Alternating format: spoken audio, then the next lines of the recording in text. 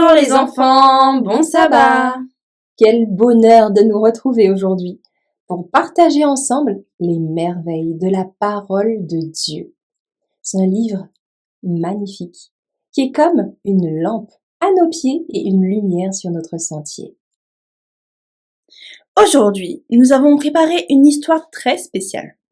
C'est l'histoire d'un homme courageux qui aimait Dieu de tout son cœur et qui a appris que nous pouvons parler à Jésus à chaque instant, même sans dire un mot tout à haute voix.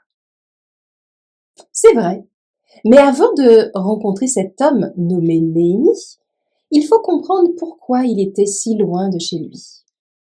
Il y a très longtemps, le peuple de Dieu avait été emmené dans un pays lointain, parce qu'ils avaient oublié d'écouter les bons conseils de l'Éternel. Néhémie habitait dans un immense et beau palais à Suse, où il travaillait pour un grand roi nommé Artaxerxès. Les enfants, imaginez un palais avec des colonnes de marbre et des jardins parfumés. Néhémie était l'échanson du roi. Cela veut dire qu'il servait à boire au roi, un peu comme vous aidez parfois maman et papa à mettre la table avec soin. Le roi aimait beaucoup Néhémie parce qu'il était toujours fidèle, honnête et faisait son travail avec joie. Mais un jour, alors que Néhémie servait le roi, son cœur est devenu très lourd. Un ami, Anani, était revenu de Jérusalem, la ville chérie de Néhémie. Et les nouvelles n'étaient pas bonnes du tout. Jérusalem était en ruine. Ses murs étaient cassés comme un jouet brisé et ses portes étaient brûlées par le feu. Oh, les enfants, vous pouvez imaginer la tristesse de Néhémie? Son visage était devenu tout sombre, comme un gros nuage qui cachait le soleil. Il aimait tellement sa ville. Il savait que Dieu s'intéressait à chaque petit détail de notre vie, même aux villes où nous habitons. Alors, que pensez-vous que Néhémie a fait en premier? Il n'a pas boudé et il ne s'est pas plaint. La Bible nous dit que pendant plusieurs jours, il a pleuré. Il a jeûné. Et surtout, il a prié le Dieu des cieux. Il a dit, Seigneur, s'il te plaît, écoute ma prière. Nous avons fait des bêtises, nous avons oublié tes commandements. Mais tu es un Dieu plein de miséricorde qui pardonne à ceux qui reviennent vers toi. Néhémie savait que la prière était une chaîne d'or qui nous relie directement au trône de Dieu. Il demandait au Seigneur de l'aider à trouver les bons mots pour parler au roi Artaxerxès, parce qu'il voulait retourner à Jérusalem pour réparer les murs. Et voici le moment le plus important de notre histoire, les enfants. Un jour, alors que Néhémie apportait le vin au roi, le roi a regardé son visage et a dit « Pourquoi as-tu ce visage triste? Tu n'es pourtant pas malade. Ce ne peut être qu'un chagrin du cœur. » À ce moment-là, Néhémie a eu très peur. Dans ce palais, on n'avait pas le droit d'être triste devant le roi. On risquait d'être puni. Le roi lui a demandé « Que demandes-tu » C'était une question cruciale, un peu comme quand vous devez répondre à une question très importante à l'école ou devant une grande personne. Écoutez bien ce que Néhémie a fait. Il n'a pas répondu tout de suite. Avant de dire un seul mot, la Bible nous dit « Je priais le Dieu des cieux ». C'était une prière silencieuse dans son cœur. Personne ne pouvait l'entendre, mais Dieu, lui, l'a entendu tout de suite. Les enfants, c'est comme si Néhémie avait un téléphone secret pour parler au Seigneur sans que personne ne le sache. Il a demandé « Seigneur, aide-moi à bien répondre ».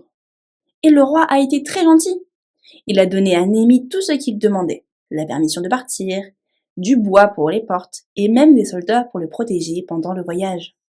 C'est merveilleux de voir comment Dieu répond quand nous lui faisons confiance, n'est-ce pas?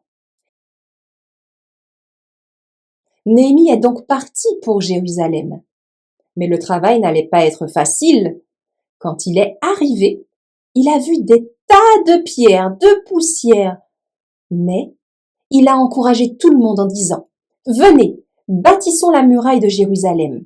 La bonne main de l'Éternel a été sur moi. Tout le monde s'est mis au travail. Des familles entières, des papas, des mamans et peut-être même des enfants comme vous qui ramassiez des cailloux. Mais il y avait des hommes méchants comme Sambala et Tobija qui se moquaient d'eux. Ils disaient, si un renard montait sur leur muraille, il la ferait écrouler. Est-ce que Néhémie a arrêté de travailler pour se disputer avec eux? Non, les enfants. Il a fait comme avant. Il a prié Dieu. Il a dit, Seigneur, regarde comment ils se moquent de nous. Mais aide-nous à rester courageux. Et les gens continuaient à construire en tenant une truelle d'une main pour poser des pierres, une épée de l'autre pour se protéger. Les enfants, imaginez ce chantier géant. C'était comme construire un immense château de sable, mais avec de vraies grosses pierres de justice. Et grâce à leur travail et à leur prière constante, la muraille a été finie en pas 1, pas 2, pas 3, pas 4, mais en 52 jours. C'était un vrai miracle de Dieu. Quand les murs ont été terminés, il y a eu une fête. Esdras, le prêtre, a apporté le livre de la loi, la parole de Dieu, et il l'a lu devant tout le monde. Le peuple écoutait avec une telle attention, les yeux grands ouverts, les oreilles attentives, tout comme vous m'écoutez en ce moment. Ils étaient tellement émus qu'ils ont commencé à pleurer en réalisant qu'ils avaient souvent désobéi à Dieu.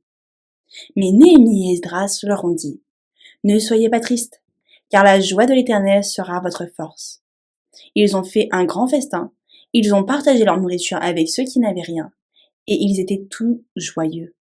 Quelle belle histoire, n'est-ce pas? Mais vous savez, les enfants, ce que Néhémie nous apprend pour notre vie aujourd'hui, il nous montre que la prière doit être constante et s'intégrer dans tous les détails de notre vie quotidienne. Oui, imaginez que vous êtes à l'école et que vous ayez un petit souci avec un ami ou un exercice difficile. Vous n'avez pas besoin d'attendre d'être à genoux près de votre lit pour prier à Jésus. Vous pouvez faire comme Néhémie. Fermer les yeux une petite seconde dans votre cœur et dire « Seigneur, aide-moi ». C'est cela, le secret. Il n'est aucun lieu ni aucune circonstance où une prière ne soit de saison. Que vous soyez dans une rue encombrée de monde, en train de jouer au parc ou même lors de moments importants, Jésus est toujours là à votre écoute. C'est comme si Jésus tenait votre main, mais tout le long de la journée. Il ne se fatigue jamais de nous entendre.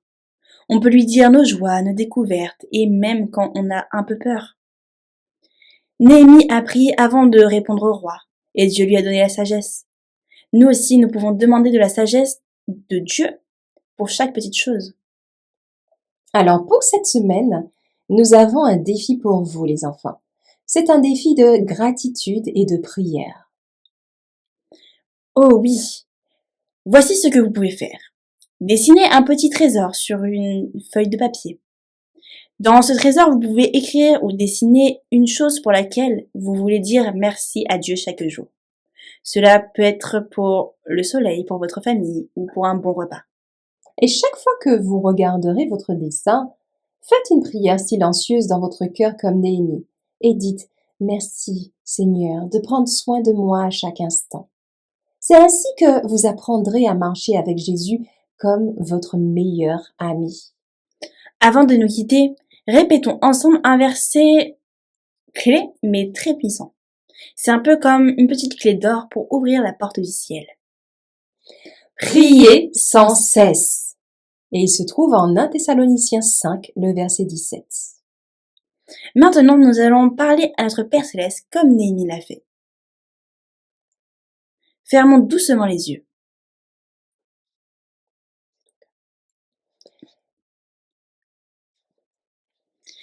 Père Céleste, nous te remercions pour l'histoire de Néhémie, qui nous a appris que tu es toujours tout près de nous.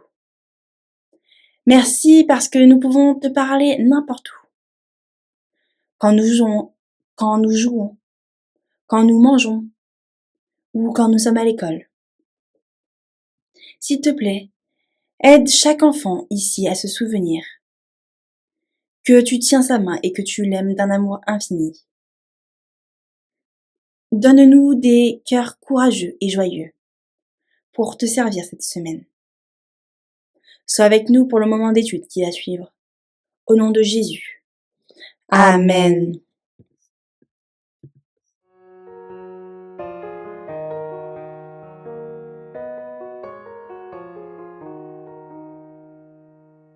Viens prier, Dieu t'appelle, il t'appelle aujourd'hui.